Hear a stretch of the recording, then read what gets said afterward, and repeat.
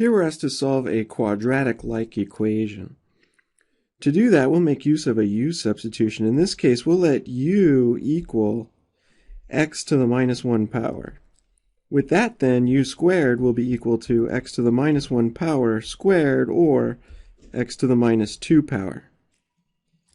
And then we can write 12u squared minus 16u plus 5 equals 0. And then you can see here we have a regular quadratic equation in standard form in terms of u. This quadratic expression here factors.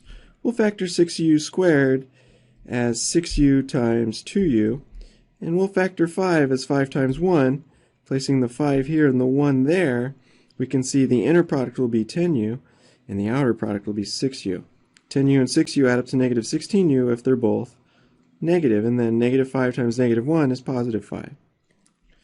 Once we get it factored correctly, we then set each factor equal to 0. So either 6u minus 5 equals 0 or 2u minus 1 equals 0.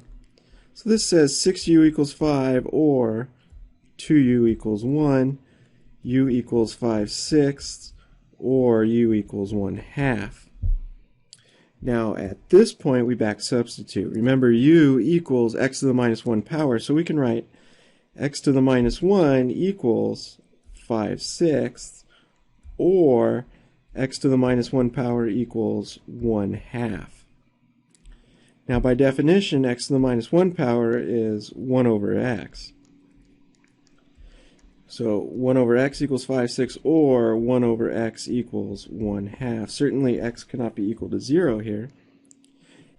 And with this we can see then that x equals 6/5, or x equals 2 over 1, or just 2.